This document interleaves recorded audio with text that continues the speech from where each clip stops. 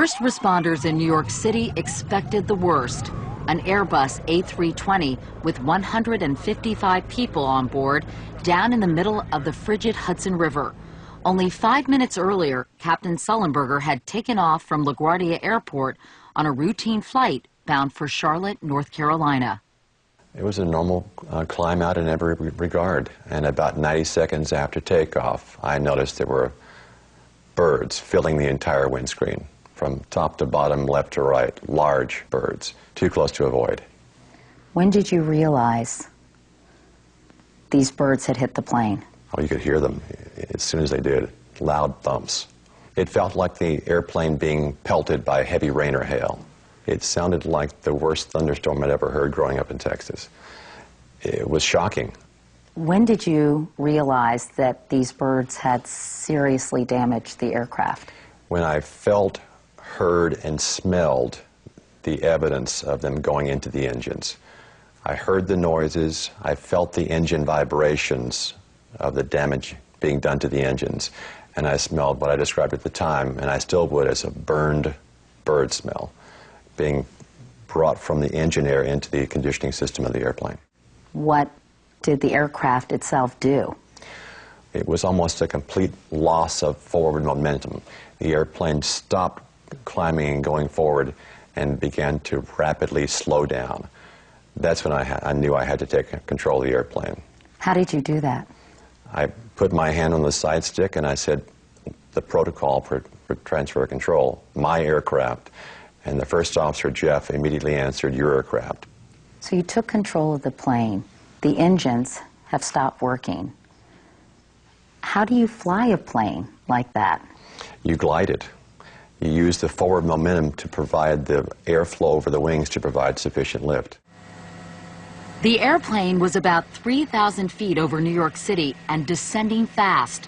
30 seconds after the engines failed, Captain Sullenberger began urgently looking for someplace to land and radioed air traffic control. And I said, Mayday, Mayday, Mayday. This is Cactus 1539. Hit birds. We've lost thrust on both engines, returning back towards LaGuardia. Okay, you need to return to LaGuardia. Turn left heading up 220. 220.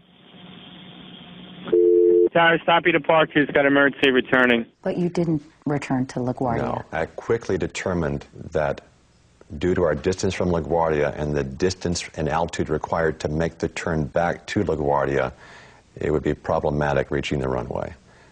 And trying to make a runway I couldn't quite make could well be catastrophic to everyone on board and persons on the ground.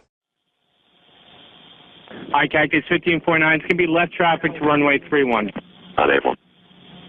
Okay, what do you need to land?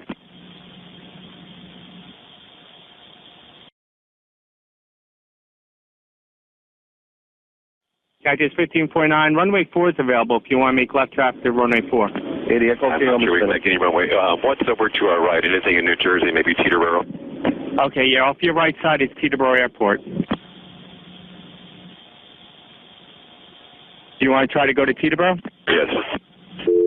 Teterboro, Empire, actually LaGuardia departure guy, emergency inbound. But it soon became clear he couldn't make it to Teterboro either. Turn right 280, you can land runway 1 at Teterboro. We can't do it. The only viable alternative, the only level, smooth place sufficiently large to land an airliner was the river. We can't do it. Okay, which runway would you like at Teterboro? We're going to be in the Hudson. I'm sorry, say again, Cactus? That decision to go in the Hudson was made 2.5 minutes into the flight and just 1 minute after the birds had hit. Sullenberger and his co-pilot, Jeff Skiles, started preparing to land on the water. What kinds of things did you have to think about or worry about in the process of that? As soon as I assumed control of the aircraft, I turned the engine ignition on. So if there was any chance of a relight, we would have gotten it automatically. The next thing I did was I started the auxiliary power unit, another small jet engine that we used to provide electrical power for the airplane. What happened when you all tried to do those things? No luck. I mean, I got the AP running, I turned the ignition on, but still no usable thrust. We were descending rapidly toward the water. So you were going fast toward the earth. Yes, the water was coming up at us fast.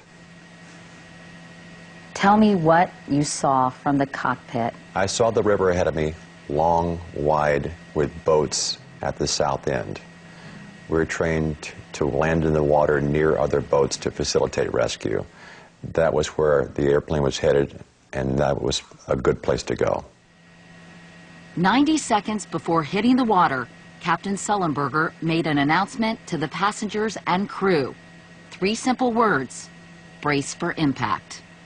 I made the brace for impact announcement in the cabin, and immediately, through the hardened cockpit door, I heard the flight attendants begin shouting their commands in response to my command to brace. Heads down, stay down. I could hear them clearly. They were chanting it in unison over and over again to the passengers to warn them and instruct them. And I felt very comforted by that. I knew immediately that they were on the same page, that if I could land the airplane, that they could get them out safely. But there was still a big if. I was sure I could do it. What were some of the things you had to do to make this landing successful? I needed to touch down with the wings exactly level. I needed to touch down with the nose slightly up. I needed to touch down at a descent rate that was survivable. And I needed to touch down just above our minimum flying speed, but not below it. And I needed to make all these things happen simultaneously. And yet you had to keep your cool. Right. The physiological reaction I had to this was strong, and I had to force myself to use my training and force calm on the situation. That moment was captured by security cameras at 3:30 p.m. on January 15th. Flight 1549 approached the waterline and then landed in the river. Hitting the water is hard. It was a hard landing. And then we scooted along the surface for some point, and then at some point the nose finally did come down as the speed decreased, and then we turned slightly to the left and stopped. When you landed, you and the first officer looked at each other. And we said, well, that wasn't as bad as I thought. And then we quickly began doing our duties. He was running the evacuation checklist while I opened the door and commanded evacuate. Did you give yourself even a few seconds, though, to acknowledge that you had averted disaster? No, because I hadn't quite yet. And I had business to attend to. I had a job to do.